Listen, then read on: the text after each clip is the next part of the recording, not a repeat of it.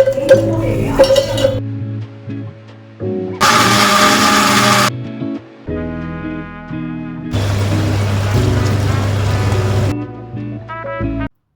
ಎಲ್ಲರಿಗೂ ನಮಸ್ಕಾರ. ಎಲ್ಲರೂ ಹೇಗಿದ್ದೀರಿ? ಎಲ್ಲರೂ ಚೆನ್ನಾಗಿದ್ದೀರಿ ಅಂತ ಭಾವಿಸ್ತಾ ಇವತ್ತಿನ ವಿಡಿಯೋದಲ್ಲಿ ನಾನು ಮಾಡ್ತಾಯಿದ್ದೀನಿ ಚಿಕನ್ ರೆಸಿಪಿ. ಆ ರೆಸಿಪಿ ಯಾವುದಂದರೆ ಚಿಕನ್ ತೊಕ್ಕು. ಚಿಕನ್ ತೊಕ್ಕು ಅಂತನಾರು ಕರಿಬೋದು, ಚಿಕನ್ ಪಿಕ್ಕಲ್ ಅಂತಾರು ಕರಿಬೋದು, ಉಪ್ಪಿನಕಾಯಿ ಅಂತ ನಿಮ್ಮ ಇಷ್ಟ ಯಾವ್ದಾರು ಅಂದ್ಕೊಳ್ಳಿ. ಅದನ್ನು ನಾನು ಮಾಡ್ತಾಯಿದ್ದೀನಿ. ಹೇಗೆ ಮಾಡೋದು ಅಂತ ತೋರಿಸ್ಕೊಡ್ತೀನಿ. ನಾನಿಲ್ಲಿ ಮೊದಲಿಗೆ 2 ಬಾಳೆಕಾಯಿ ತೊಗೊಂಡಿದ್ದೀನಿ. ಸಿಪ್ಪೆ ತೆಗೆದು ಎರಡೂ ಸಣ್ಣ ಸಣ್ಣದಾಗಿ ಕಟ್ ಮಾಡ್ಕೋತೀನಿ. ಚಿಕನ್ ನಾವು ಯಾವ ಸೈಜಲ್ಲಿ ತೊಗೊಂಡಿರ್ತೀವೋ ಅದೇ ಸೈಜಲ್ಲಿ ಬಾಳೆಕಾಯಿನ ಕಟ್ ಮಾಡ್ಕೋಬೇಕು. ಕಟ್ ಮಾಡ್ಕೊಂಡು ಅದನ್ನು ನೀರಲ್ಲಿ ಹಾಕಿ ನೆನೆಸ್ತೀನಿ.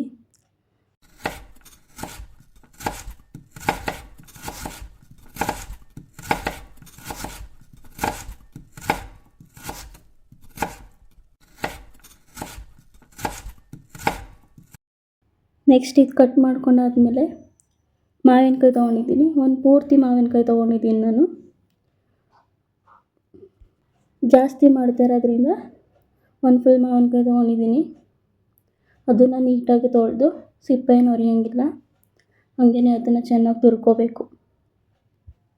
ತುರ್ಕೊಂಡಾದ್ಮೇಲೆ ಇದನ್ನು ಸೈಡ್ಗೆ ತಿಕ್ಕೊಂಡು ನೆಕ್ಸ್ಟು ಶುಂಠಿ ಬೆಳ್ಳುಳ್ಳಿ ಪೇಸ್ಟ್ ಮಾಡ್ಕೊತಾ ಇದ್ದೀನಿ. ನಾನು ಯಾವಾಗಲೂ ಇದೇ ಥರ ಮನೆಯಲ್ಲೇ ಮಾಡ್ಕೊಂಡೇ ಯೂಸ್ ಮಾಡೋದು, ಆಚೆಯಿಂದ ತಂದು ಯೂಸ್ ಮಾಡಲ್ಲ. ಆದಷ್ಟು ಆಚೆಯಿಂದ ತಂದು ಯೂಸ್ ಮಾಡೋದನ್ನ ಅವಾಯ್ಡ್ ಮಾಡಿ ಮನೆಯಲ್ಲೇ ಮಾಡ್ಕೊಳ್ಳಿ. ಈ ಥರ ಶುಂಠಿ ಬೆಳ್ಳುಳ್ಳಿ ತೊಗೊಂಡು ಸ್ವಲ್ಪ ನೀರು ಹಾಕ್ಬಿಟ್ಟು ಅದನ್ನು ರುಬ್ಕೋತಾ ಇದ್ದೀನಿ. ಈ ಥರ ಇದನ್ನು ರುಬ್ಬಿ ತೊಗೊಂಡಿದ್ದೀನಿ. ಫುಲ್ ಪೇಸ್ಟ್ ಆಗೋ ತನಕ ರುಬ್ಕೊಂಡು ತೊಗೋಬೇಕು. ಉಪ್ಪು ಹಾಕಬೇಡಿ, ಉಪ್ಪು ಹಾಕ್ದೇ ಪೇಸ್ಟ್ ಮಾಡ್ಕೊಳ್ಳಿ. ಇದನ್ನೆಲ್ಲ ಈ ಥರ ರೆಡಿ ಮಾಡಿ ಇಟ್ಕೊಂಡು ಅದಾದಮೇಲೆ ಪ್ಯಾನ್ ಇಟ್ಟು ಒಂದು ಸ್ವಲ್ಪ ಜಾಸ್ತಿನೇ ಎಣ್ಣೆ ಹಾಕ್ಕೋಬೇಕು ಇದಕ್ಕೆ ನಾವು, ಯಾಕಂದರೆ ಸ್ಟೋರ್ ಮಾಡಿ ಇಟ್ಕೋತೀವಲ್ವ, ಅದಕ್ಕೆ ಒಂದು ಸ್ವಲ್ಪ ಜಾಸ್ತಿನೇ ಎಣ್ಣೆ ಹಾಕಿದ್ರೆ ಚೆನ್ನಾಗಿರುತ್ತೆ. ಅದಾದಮೇಲೆ ನಾನು 1 kg ಬೋನ್ಲೆಸ್ ಚಿಕನ್ ತೊಗೊಂಡಿದ್ದೀನಿ. ಅದನ್ನು ಸಣ್ಣದಾಗಿ ಈ ರೀತಿ ಕಟ್ ಮಾಡಿಕೊಂಡು ಇದಕ್ಕೆ ಹಾಕ್ಕೋಬೇಕು. ಎಣ್ಣೆ ಕಾಯ್ದಾದ್ಮೇಲೆ ಹಾಕ್ಕೊಂಡು ಒಂದು 5 ನಿಮಿಷ ಚೆನ್ನಾಗಿ ಫ್ರೈ ಮಾಡಿದ್ಮೇಲೆ ಈ ಥರ ಕಾಣುತ್ತೆ. ಇದಾದಮೇಲೆ ನಾನು ಇದಕ್ಕೆ ಶುಂಠಿ ಬೆಳ್ಳುಳ್ಳಿ ಪೇಸ್ಟ್ ರುಬ್ಬಿಕೊಂಡಿದ್ನಲ್ಲ ಅದನ್ನು ಒಂದು 4ರಿಂದ 5 ಸ್ಪೂನ್ ಹಾಕ್ಕೋತಾ ಇದ್ದೀನಿ. ಇದನ್ನು ಹಾಕೊಂಡಾದ್ಮೇಲೆ ಒಂದು 10 ನಿಮಿಷ ಚೆನ್ನಾಗಿ ಫ್ರೈ ಮಾಡಬೇಕು. ಇದು ಶುಂಠಿ ಬೆಳ್ಳುಳ್ಳಿ ಪೇಸ್ಟ್ ಹಸಿ ಸ್ಮೆಲ್ ಹೋಗೋ ತನಕ ಫ್ರೈ ಮಾಡಿಕೊಂಡ್ರೆ ಸಾಕು.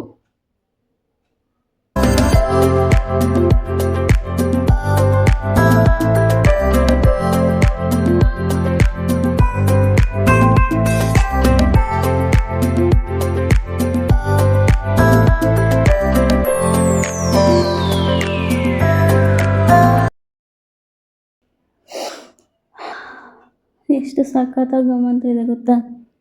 ಆ ಸ್ಮೆಲ್ಗೇ ಬಾಯಲ್ಲೆಲ್ಲ ನೀರು ಬರ್ತಾಯಿದೆ ಇವಾಗ ಆಲ್ರೆಡಿ.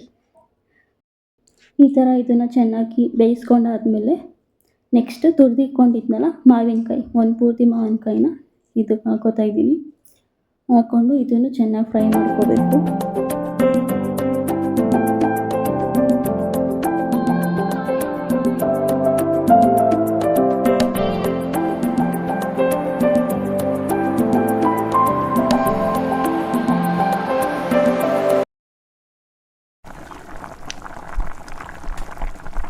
ಸ್ಟವ್ ಹತ್ರ ನಿಂತಿರುವಾಗ ಲವ್ವಿಂದ ಕುಕ್ ಮಾಡಿ. ಸುಮಾರಾಗಿರೋ ಅಡುಗೆನ ಸೂಪರಾಗಿರತ್ತೆ. ಇದು ಯಾರು ಡೈಲಾಗ್ ಹೇಳಿ ನೋಡೋಣ. ಮಾವಿನಕಾಯಿ ತುರಿ ಹಾಕ್ಕೊಂಡು ಈ ಥರ ಚೆನ್ನಾಗಿ ಬೇಯಿಸ್ಕೊಂಡಾದ್ಮೇಲೆ ರುಚಿಗೆ ತಕ್ಕಷ್ಟು ಉಪ್ಪು ಹಾಕೋಬೇಕು. ಒಂಚೂರು ಎಕ್ಸ್ಟ್ರಾನೇ ಹಾಕ್ಕೊಳ್ಳಿ.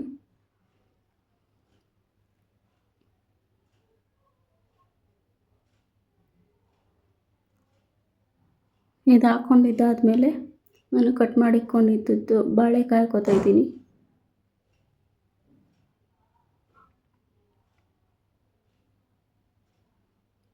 ನಾನು 1 kg ಚಿಕನ್ಗೆ 2 ಬಾಳೆಕಾಯಿ ತೊಗೊಂಡಿದ್ದೀನಿ. ನೀವೇನಾದ್ರು ಅರ್ಧ kg ಚಿಕನ್ ತೊಗೋತೀನಿ ಅನ್ನೋದಾದರೆ ಒಂದೇ ಒಂದು ಬಾಳೆಕಾಯಿ ತೊಗೊಳ್ಳಿ ಸಾಕು. ಅರ್ಧ ಮಾವಿನಕಾಯಿ ಹಾಕ್ಕೊಳ್ಳಿ. ಇದನ್ನು ಚೆನ್ನಾಗಿ ಈ ಥರ ಬೇಯಿಸ್ಕೋಬೇಕು. ಬಾಳೆಕಾಯಿ ಬೇಯೋ ತನಕ ಬೆಂದಿದೆ ಬಾಳೆಕಾಯಿ. ಹಾಗೆಯೇ ಇದನ್ನ ಮಧ್ಯ ಈ ಥರ ತಿರುಗಿಸ್ತಾ ಇರಬೇಕು, ಇಲ್ಲಾಂದರೆ ತಳ ಹಿಡಿದ್ಬಿಡ್ತದೆ. ನೋಡಿಕೊಂಡು ಫ್ರೈ ಮಾಡ್ಕೋಬೇಕು. ನೆಕ್ಸ್ಟು ಮಸಾಲಗಳು ಯೂಸ್ ಮಾಡ್ತಾಯಿದ್ದೀನಿ. ಯಾವ್ಯಾವ ಮಸಾಲ ಪೌಡ್ರ್ ಯೂಸ್ ಮಾಡ್ತಾಯಿದ್ದೀನಿ ಅನ್ನೋದನ್ನ ಹೇಳ್ತೀನಿ ನೋಡಿ. ಮೆಂತ್ಯ ಪುಡಿ, ಧನಿಯಾ ಪುಡಿ, ಗರಂ ಮಸಾಲ, ಚಿಲ್ಲಿ ಪೌಡರು, ಅದಾದಮೇಲೆ ಸಾಸಿವೆ ಪುಡಿ. ಸಾಸಿವೆ ಮತ್ತು ಮೆಂತ್ಯ ಎರಡನ್ನೂ ಚೆನ್ನಾಗಿ ಹುರ್ಕೊಂಡು ಪುಡಿ ಮಾಡ್ಕೊಂಡಿದ್ದೀನಿ, ಮನೇಲೇ ಮಾಡ್ಕೊಂಡಿರೋದು. ಇದೆಲ್ಲನೂ 5 ಸ್ಪೂನ್ ತೊಗೊಂಡಿದ್ದೀನಿ. ಚಿಲ್ಲಿ ಪೌಡರ್ ಮಾತ್ರ 2 ಸ್ಪೂನ್ ಎಕ್ಸ್ಟ್ರಾ ತೊಗೊಂಡಿದ್ದೀನಿ, ಖಾರ ಜಾಸ್ತಿ ಇರಲಿ ಅಂತ. ಬೇಡ ಅಂದರೆ ನೀವು ಖಾರ ಕಮ್ಮಿನೇ ಹಾಕ್ಕೊಳ್ಳಿ. ಇದಿಷ್ಟು ಎಲ್ಲ ಮಸಾಲಗಳು ಹಾಕ್ಕೊಂಡು ಚೆನ್ನಾಗಿ ಮಿಕ್ಸ್ ಮಾಡಬೇಕು. ಮಿಕ್ಸ್ ಮಾಡಾದಮೇಲೆ ಒಂದು 15ರಿಂದ 20 ನಿಮಿಷ ಬೇಯೋದಕ್ಕೆ ಬಿಡಬೇಕು.